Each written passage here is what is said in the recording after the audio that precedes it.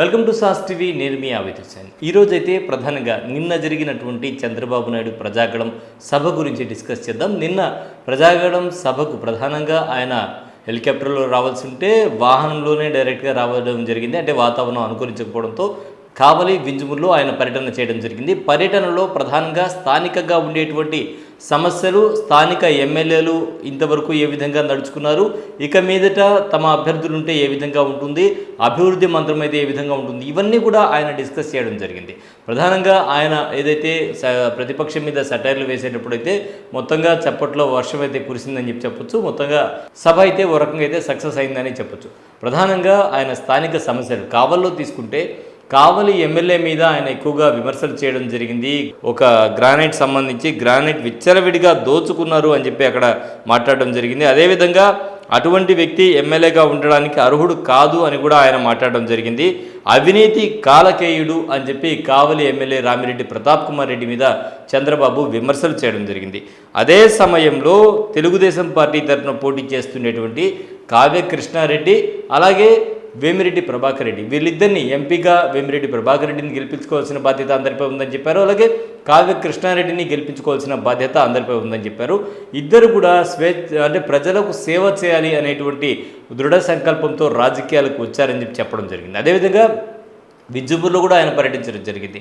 So వింజమూరులో కూడా ఆయన అక్కడ స్థానిక అభ్యర్థి ఉండేటువంటి కాకర్ల సురేష్కి సంబంధించి ఆయన చెప్పడం జరిగింది సేవాభావంతో వచ్చారని.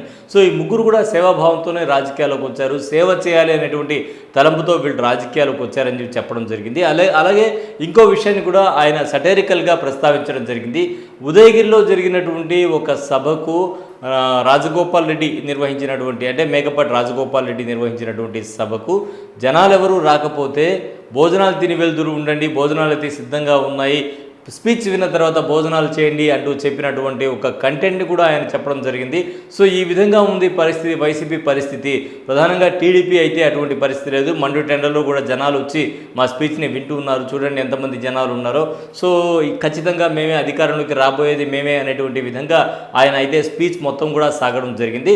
స్థానికంగా తాము గనక గెలిస్తే అక్కడ ఉండేటువంటి సమస్యలు ఏవైతే ఉన్నాయో తాగునీటి సమస్యలు పరిష్కరిస్తామని చెప్పారు. ఉదయగిరి నియోజకవర్గంలో వెలుగొండ ప్రాజెక్టు నుంచి పూర్తి చేస్తాం, అలాగే Somasila north canal, Peddireddipalli reservoir పూర్తి చేసి ప్రజలను ఆదుకుంటాం, తాగునీటికి ఎలాంటి ఇబ్బందులు లేకుండా. ప్రధానంగా ఈ సమస్యతో మాత్రమే ఉదయగిరిలో ప్రధానంగా నీటి సమస్యతో అయితే ప్రజలు ఇబ్బందులు పడుతున్నారు, ఆ సమస్యని పరిష్కరిస్తామని చెప్పి కూడా చెప్పారు. అలాగే వింజమూరు దగ్గర సమ్మర్ స్టోరేజ్ ట్యాంక్ని నిర్మిస్తామన్నారు. ఉదయగిరి కోటను పర్యాటక కేంద్రంగా కూడా అభివృద్ధి చేస్తామని కూడా చంద్రబాబు నాయుడు చెప్పడం జరిగింది.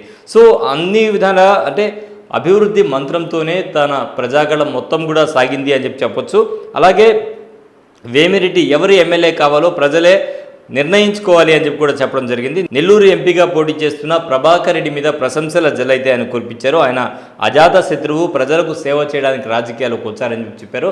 అలాగే సో వేమిరెడ్డి ప్రశాంత్ రెడ్డి కోవూరు నుంచి పోటీ చేస్తున్నారు, అలాంటి ఆడబిడ్డ మీద సామాజిక మాధ్యమాల్లో అసత్య ప్రచారాలు చేస్తున్నారని చెప్పడం జరిగింది. మొత్తంగా తీసుకుంటే తెలుగుదేశం పార్టీ అభ్యర్థులను గెలిపించుకునే విధంగా తెలుగుదేశం పార్టీ గురించి చెప్పుకుంటూ ప్రజలకు తాము అధికారంలోకి వస్తే ఏం చేస్తాము అనేటువంటి విషయాన్ని మాత్రం ఆయన చెప్పడం జరిగింది. అలాగే వేమిరెడ్డి ప్రభాకర్ రెడ్డి కూడా మాట్లాడడం జరిగింది.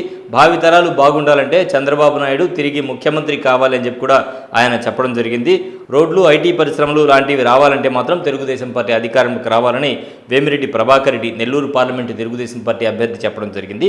ఇక ఉదయగిరి నియోజకవర్గంలో కాకర్ల సురేష్ విషయానికి వస్తే ఉదయగిరిలో సాగునీటి సమస్యల పరిష్కారానికి కృషి చేస్తా, పరిశ్రమ స్థాపనకు తన వంతు కృషి చేసి నిరుద్యోగ సమస్యను పరిష్కరిస్తాం, పర్యాటక కేంద్రంగా ఉదయగిరిని మారుస్తామని కూడా ఆయన చెప్పడం జరిగింది. సో మొత్తానికి ఉదయగిరి నియోజకవర్గం నుంచి కాకర్ల సురేష్ చెప్పడం జరిగింది. ఆ విధంగా ఇక కావలి విషయానికి వస్తే దగ్గుమాటి వెంకట కృష్ణారెడ్డి కూడా చంద్రబాబు నాయుడు అధికారంలోకి వస్తే మనకు సమస్యలన్నీ పరిష్కారం అవుతాయని చెప్పి కూడా చెప్పడం జరిగింది. మొత్తంగా తీసుకుంటే తెలుగుదేశం పార్టీని తిరిగి అధికారంలోకి తీసుకురావాలి అనే విధంగా ప్రజాగళం సభ అయితే జరిగింది. సో ఈ ప్రజాగళం సభలో చంద్రబాబు నాయుడు పాల్గొని తెలుగుదేశం పార్టీని గెలిపించమని అయితే అభ్యర్థించారు.